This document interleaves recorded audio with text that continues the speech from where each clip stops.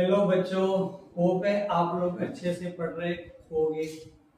आज मैं आपको, जो कि मैंने पिछले टॉपिक में आपको रिलेटिव परमिटिविटी के कॉन्सेप्ट के बारे में अच्छे से समझाया था, आज हम उसके ऊपर एक थोड़ा अच्छी क्वालिटी का न्यूमेरिकल जो कि आईआईटी जेईई में आया हुआ है वो करेंगे और इस कंसेप्ट को और थोड़ा अच्छे से समझने की कोशिश करेंगे। और इस न्यूमेरिकल के बाद आपको ये आइडिया लग जाएगा कि कंपटीशन में किस कॉन्सेप्ट के तरीके से क्वेश्चंस न्यूमेरिकल्स आते हैं और आपको किस अप्रोच से उन न्यूमेरिकल को अटैक करके सॉल्व करना है, ये सब आपको अच्छे से समझ में आ जाएगा। तो क्वेश्चन ये बोल रहा है, ये आईआईटी में आया हुआ देता हूँ आईआईटी जेईई। तो क्वेश्चन ये बोल रहा है कि two identical charge conducting spheres हैं that are hung by strings so that they make an angle of theta with each other। तो क्वेश्चन ये है कि ये मान लो कोई सीलिंग है, इससे ये दो आइडेंटिकल चार्ज स्फीयर्स हैं, एक ये है और एक ये है।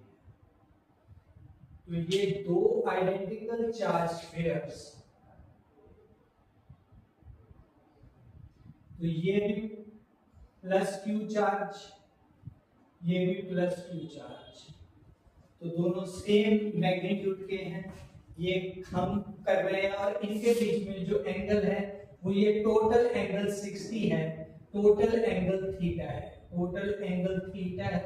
तो ये वाला एंगल कितना बन जाएगा, ये बन जाएगा आपका theta by 2। Okay, total angle जो वो है थीटा, ये वाला जो टोटल एंगल है ये थीटा दे रखा है, तो ये हाफ एंगल कितना बन जाएगा, थीटा बाय 2। और ये अभी किसमें है, वैक्यूम में है। किसमें है, एयर में है, वैक्यूम में है।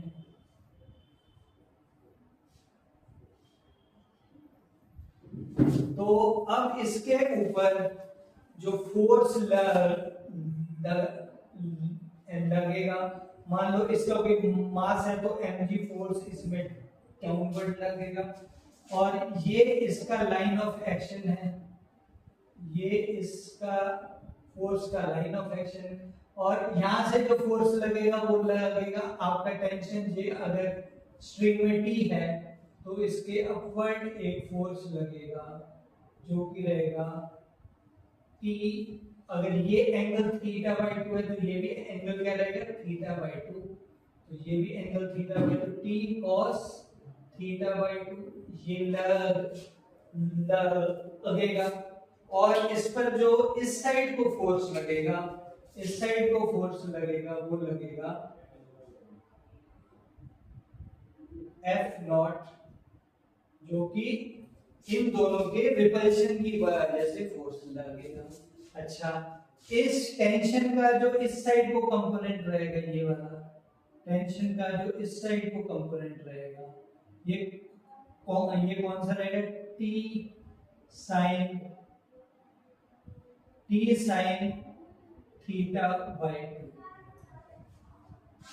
तो क्योंकि ये इक्विलिब्रियम में है तो इसके वर्टिकली अपोजिट कंपोनेंट दोनों फोर्सेस को इक्वलाइज करेंगे और हॉरिजॉन्टली कंपोनेंट भी इक्वलाइज करेंगे।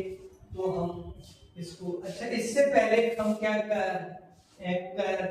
करेंगे, m की वैल्यू निकालेंगे, क्योंकि हमको m की वैल्यू नहीं दे रखी, मास नहीं दे रखा, हमको क्या दे रखा है कि जो स्फीयर की डेंसिटी है वो ये है। अभी मान लो इसका वॉल्यूम v है, अगर इसका वॉल्यूम v है तो वॉल्यूम ऑफ स्फीयर, अगर इसका वॉल्यूम है v, तो अगर v हमारा वॉल्यूम है ऑफ स्फीयर और सिग्मा इसकी डेंसिटी है, तो मास क्या हो जाएगा, सिग्मा वी, मास क्या हो जाएगा, डेंसिटी इनटू वॉल्यूम क्या होता है, मास, तो स्फीयर का मास मिलेगा। ओके, तो ये हम वैल्यूज याद रख देंगे। तो अच्छा, पहले हम ये फोर्सेस के कंपोनेंट को इक्वलाइज करेंगे। तो वर्टिकल कंपोनेंट से क्योंकि इक्विलिब्रियम में है, तो t cos theta by 2 is equals to mg। तो t cos theta by 2 is equals to m की जगह क्या रख दिया, रो vg, sigma v into g। Okay, similarly t sin theta by 2 किसके बराबर रहेगा, f नॉट के। t sin थीटा by 2 ये किसके बराबर रहेगा, f नॉट के। अब ये इसको इससे डिवाइड कर देंगे, तो t sin theta by 2 upon t cos theta by 2 is equal to क्या हो जाएगा, f naught upon sigma V G. ये आ गया, t से t कट कर दो, sin theta by 2 cos theta by 2 क्या हो गया, tan थीटा by 2। तो ये बन गया हमारा tan of theta by 2 is equals to f naught upon sigma V G. इसको हम नाम दे देते हैं इक्वेशन नंबर 1। ये हमारी इक्वेशन 1, ओके, क्योंकि इसका हम यूज करेंगे। अब ये बोलता है question, now the whole arrangement is put into a liquid with the density row.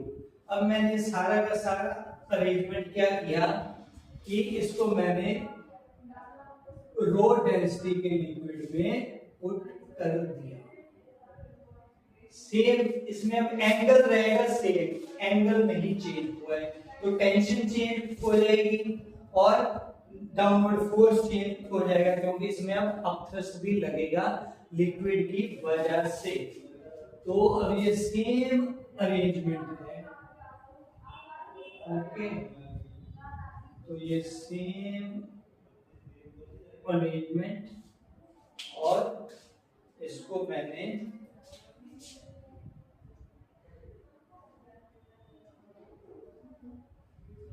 Plus Q, और इसको मैंने लिक्विड जिसकी की डेंसिटी है वो इसमें मैंने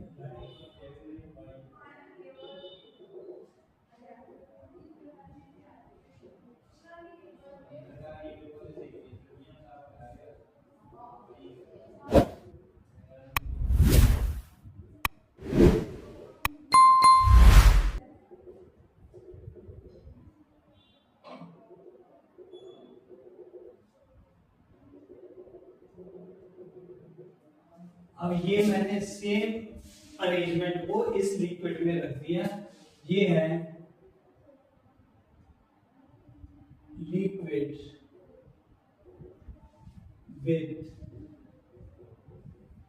डेंसिटी, इस लिक्विड की डेंसिटी है रो, रो डेंसिटी की लिक्विड में रख दिया। तो अब सेम, अब इसमें कौन कौन से फोर्सेस लगेंगे, इसमें सेम एक फोर्स ये लगेगा, इसमें थोड़ी टेंशन रहेगी, इसको मैंने नाम दिया टी डैश, ठीक है, टी डैश, और नीचे की साइड इसमें सेम फोर्स लगेगा M G.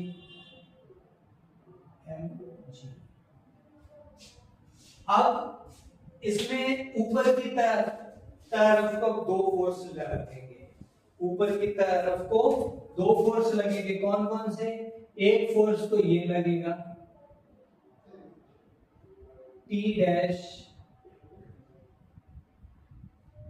cos theta by 2, और एक फोर्स लगेगा अप थ्रस्ट, कौन सा लगेगा, अप थ्रस्ट,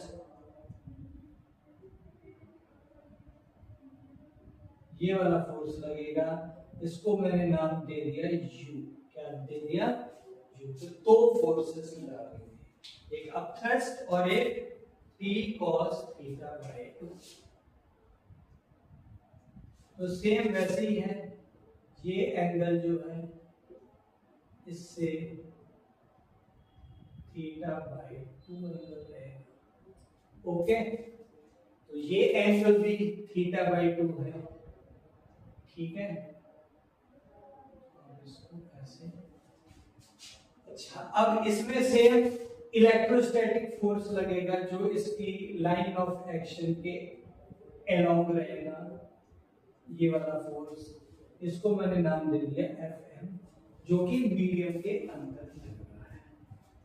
तो सेम अब इसमें भी एक इस साइड को कंपोनेंट रहेगा, ये वाला कंपोनेंट, ये कितना रहेगा, जो कि T dash sine theta by 2, जो कि Fm को इक्वलाइज करेगा।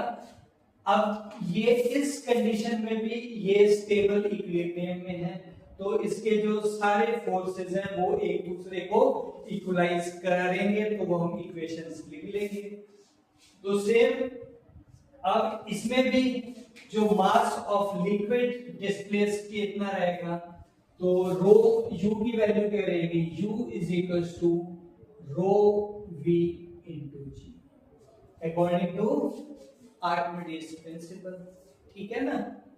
तो ये है, तो अब हम इसकी भी इक्वेशन लिखेंगे, T dash cos theta by 2 is equal to T dash cos theta by 2 किसके बराबर है, mg के, mg, यानी कि T dash cos theta by 2 is equal to sigma v into g, क्योंकि मास हम इसमें किसका ले रहे हैं, स्फीयर का मास क्या था, सिग्मा v, वो वैल्यू याद रखिए। सिमिलरली T डैश, अच्छा, T डैश sin थी cos, इसमें अब एक और कंपोनेंट है, इसमें u भी ऐड हो रहा है, क्या, प्लस u, ये देखो ये दोनों वेक्टर्स ऐड हो रहे हैं, और ये सिग्मा vg के बराबर रहेगा, तो इसको थोड़ा हम करेक्ट करेंगे, plus u is equal to mg। अब ठीक है, अब u को इस साइड ले देंगे, तो t cos theta by 2 is equal to rho sigma vg minus u की वैल्यू कर देंगे rho v into G. Okay, इस साइड देंगे u को, यहाँ पे मैं लिख देता हूँ, t dash cos theta by 2 is equal to sigma vg minus u, और इसकी वैल्यू हमने यहाँ रख दी u की। ओके, ओके, आप लोग को यहाँ तक अच्छे से समझ आ गया रहेगा। अब t sin थीटा किसके बराबर है, t डैश sin थीटा किस, sin थीटा बाई 2, ये किसके बराबर रहेगा, Fm के। हॉरिजॉन्टल फोर्सेस इक्वलाइज करेंगे, तो इसलिए ये कंपोनेंट इसके इक्वल रहेगा, तभी जो हमारा सिस्टम है वो सारा इक्विलिब्रियम में रहेगा। अब इस इक्वेशन को इस इक्वेशन से कर दो डिवाइड, तो t dash sin theta by 2 upon t dash cos theta by 2, ये किसके बराबर हो जाएगा, Fm upon sigma Vg minus rho Vg। वो मैं यहाँ तक समझ आ गया रहेगा आपको, ठीक है, बहुत सिंपल है। अब t डैश से t डैश काट दो, ठीक है, sin theta by 2 cos theta by 2 क्या होगा, tan थीटा बाई 2, तो tan theta by 2, tan theta by 2 की वैल्यू होगी Fm upon sigma Vg minus rho Vg। यहाँ तक समझा। अब ये है हमारी इक्वेशन नंबर 2, ये क्या है, equation number 2, Now equating equation number 1 and equation number 2. Equation number 1 और equation number 2 को हम करेंगे equate. ओके, अब ये चीजें आपको समझ आगे रहेंगी, तुम इसको रफ अर्थ देते हैं. Now equating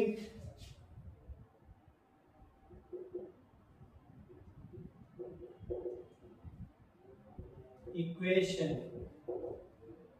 1 and equation.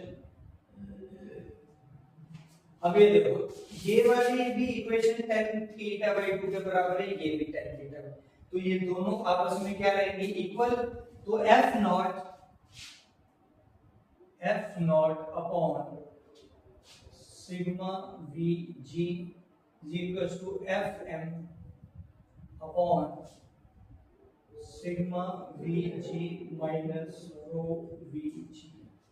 इन दोनों में से वीजी कॉमन लेके कैंसिल आउट कर दो, तो F naught upon sigma V G equals to F M upon V G. दोनों से कॉमन ले लिया तो सिग्मा माइनस रो यहाँ पे बचेगा. ओके, तो वीजी से वीजी कैंसिल आउट, तो F naught upon sigma, F naught upon sigma is equals to F M upon sigma minus rho. तो F naught upon F M क्या बन जाएगा, F naught upon F M. इसको यहाँ लेके जाओ, इसको यहाँ लेके आओ, तो F naught upon F M equals to क्या आ गया, sigma upon sigma minus rho. अब देखो F naught upon F M पिछले लेक्चर से रिकॉल करो, क्या था, E M by P. E naught ये किसके बराबर है, E M upon E naught, और E M upon E naught किसके बराबर है, ई आर. तो ई आर की वैल्यू क्या मिलेगी इससे मेरे को, ई आर की वैल्यू क्या मिलेगी, E R is equals to sigma upon sigma minus rho. तो ये मेरे को ई आर की वैल्यू मिलेगी, और ई आर ही क्या है हमारा डाई इलेक्ट्रिक कांस्टेंट.